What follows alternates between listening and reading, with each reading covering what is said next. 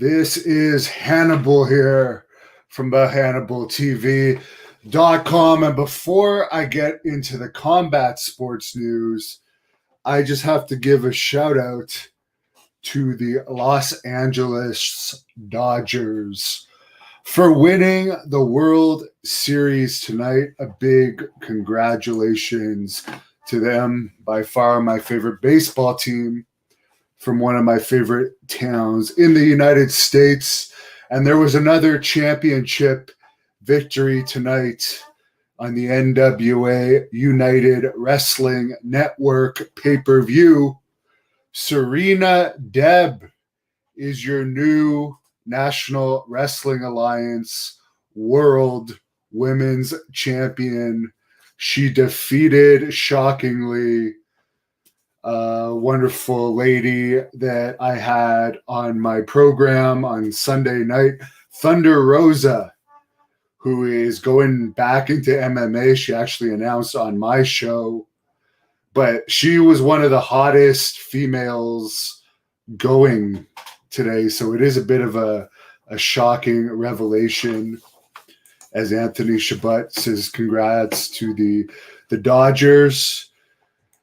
And as far as Raw, they had their big Hell in the Cell post pay-per-view Raw on Monday night, and the rating was down to a 0.51 rating. Apparently, by the way, SmackDown on network television now is drawing lower numbers than they were in when they were on cable television. Which, by the way, AEW had a higher rating than SmackDown last week, which is pretty sad to say the least. But even more sad is the UFC 254 prelims last weekend only earned a 0.14 rating for that big Khabib versus Justin fight that Khabib retired after.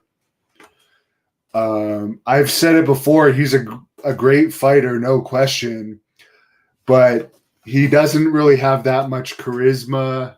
Some people have said he should go into pro wrestling.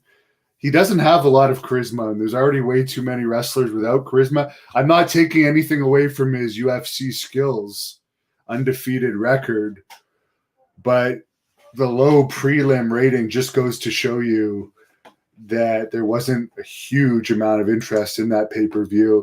As much of a fan as I am on MMA, it's not in its glory years anymore. Even the recent Daniel Cormier retirement fight didn't do good numbers.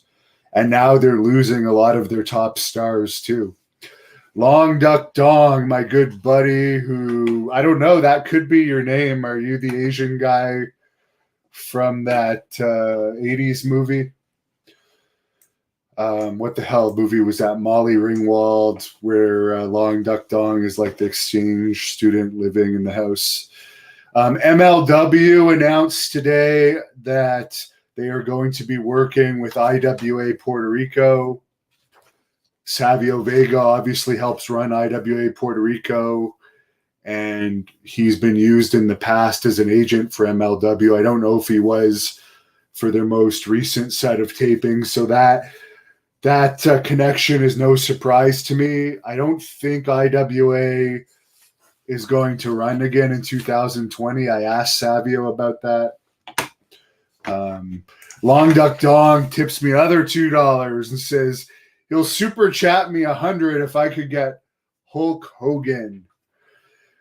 Well, I've told this story before. I have had communication with Hulk Hogan in the past.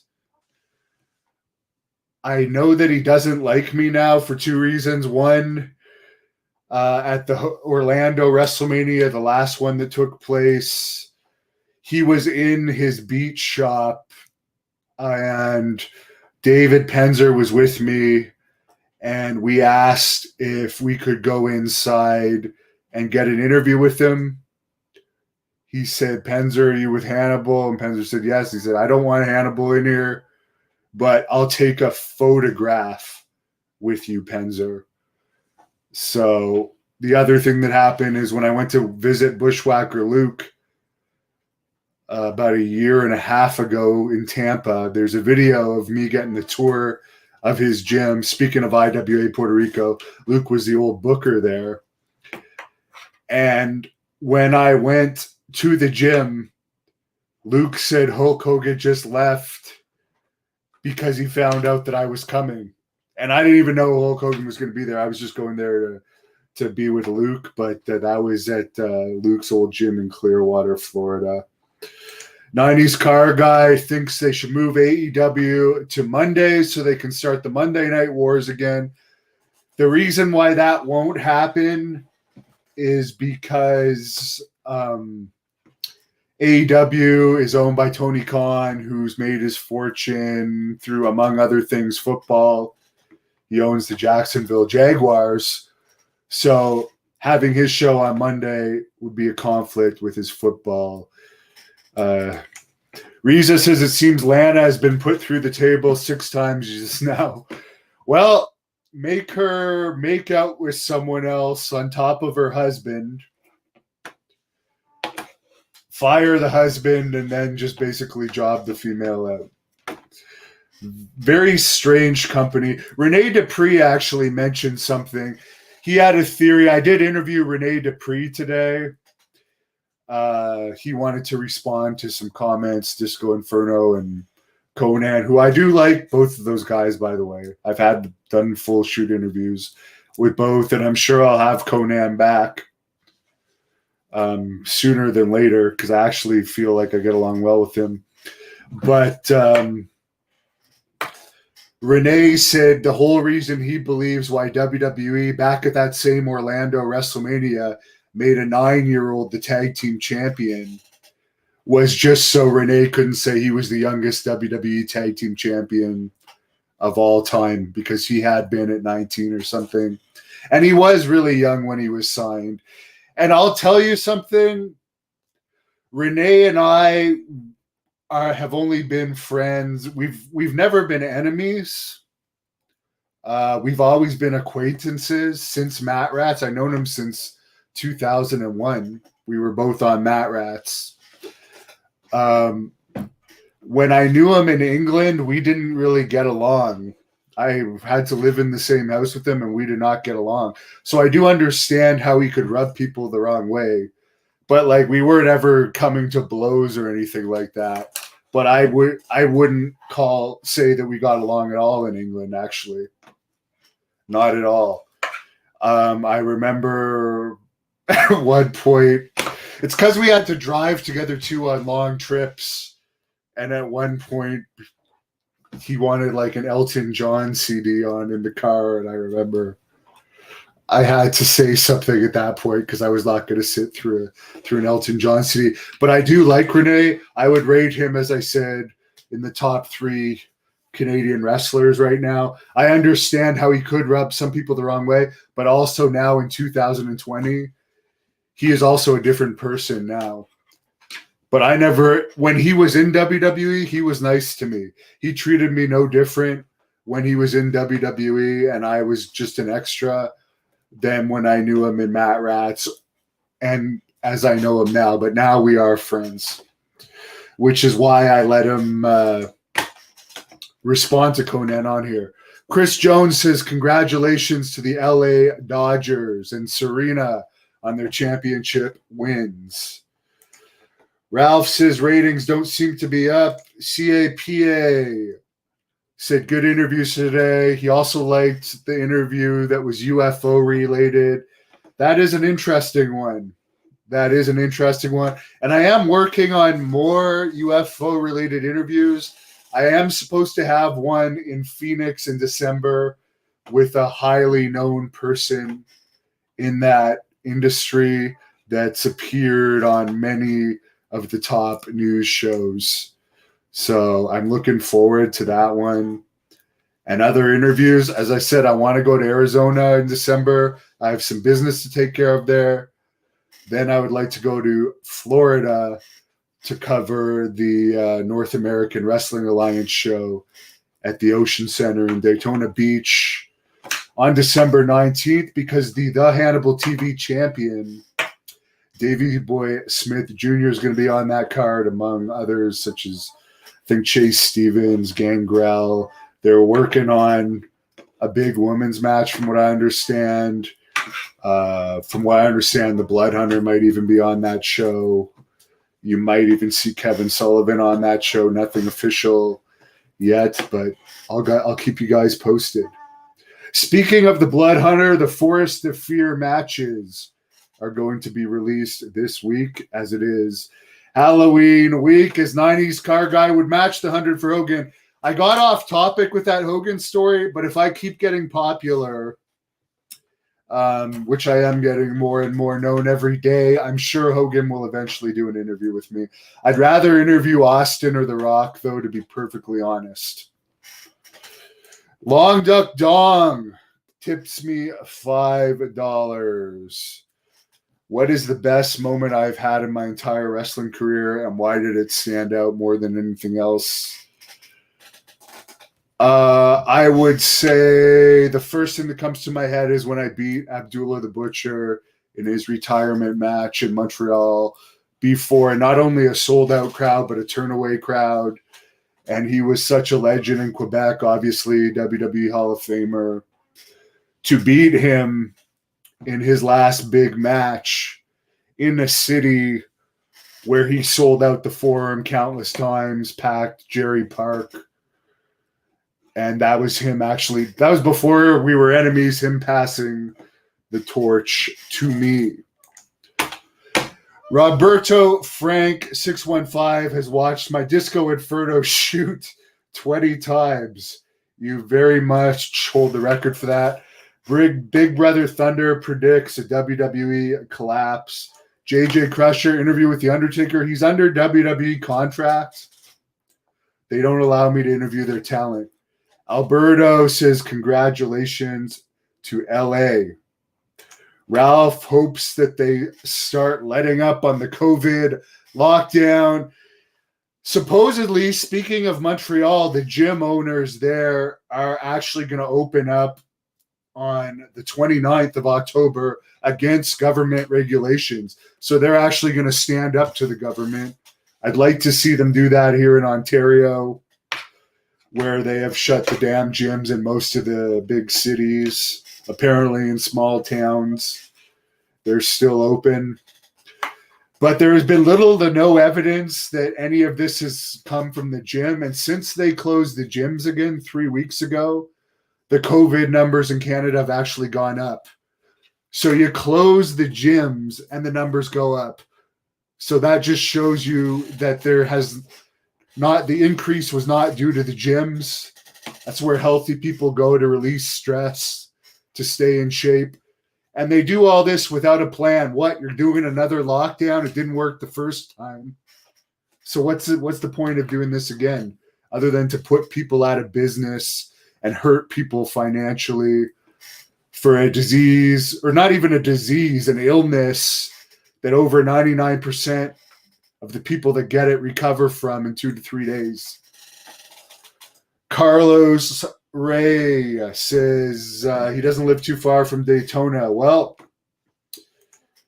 December 19th, there's a good chance. Well, I probably will be covering that event in Daytona, Florida, December the 19th.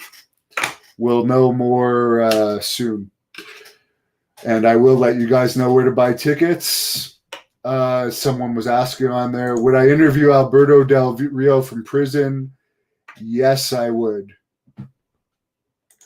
How is Larry Shreve? He's in a lot of trouble right now. He's in a lot of trouble. Not giving up on him at all. Interview Lars Sullivan. He works for WWE. I don't want to interview him. I don't like him. I don't like anything about him, including his wrestling lack of talent.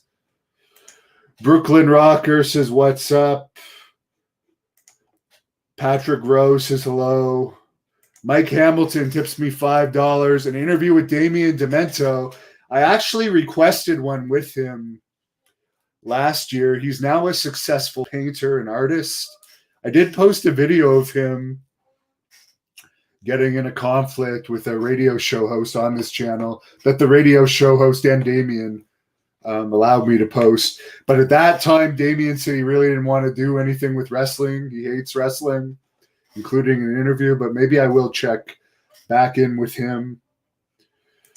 Can I wrestle Pierre Trudeau? He's dead. It's the son that is running Canada right now, Justin Trudeau. He did legalize weed.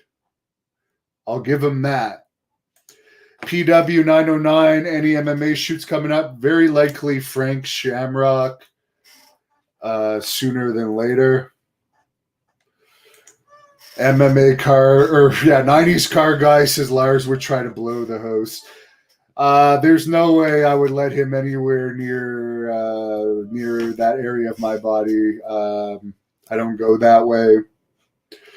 There's certainly some lovely ladies that I've interviewed in the past that I would allow that if I was single, but I'm not. Long Duck Dong again, $5. Thank you, sir. Who is it that I haven't interviewed that I really want to before they die or change their mind? Terry Funk. He's the first one that comes to mind, and Jesse Ventura, definitely. CAPA talks about Lanny's ability to blow himself. Any chance of a GSP shoot? I'm sure it'll happen eventually. Did Rey Mysterio kill a wrestler? I believe a wrestler died in the ring with him. Pretty sure. Yeah. It was a couple of years ago. Robert says my Al Perez interview is underrated. Yeah, and I'll tell you something about how nice a guy he is. He is the only wrestler I've interviewed that has actually helped me pack and unpack my camera equipment and walk it to my car. Nobody does that, and Al Perez did that. Really great guy. Didn't get his due. He says it's all because he turned down Pat Patterson. He definitely made some mistakes in his career, but he had success in UPS, I believe he worked for, has a pension. He loved his family. He's still with the same woman. So there's more to life than just wrestling and WWE. Ryan wants to see a Shockmaster interview. It was supposed to happen in Florida, actually, that same trip where I interviewed Al Perez, but he was in the hospital at that time and he had to back out. So maybe it'll happen. You guys are demanding it. Well, it's going to happen probably. I have some DDP is supposed to be one of my ones coming up, and I'm going to try to get this new NWA champion, Serena Deb, this week, actually, if I can. And I'm working on a bunch. I'm working on, hopefully, Kevin Nash or X-Pac. There's a lot that I'm working on, including that Forest of Fear footage that's coming soon, and the upcoming Tony Atlas interview, November the 7th. So have a good night, everybody. I have a bunch of stuff to do. Go Dodgers. Congratulations on taking the World Series. Great job.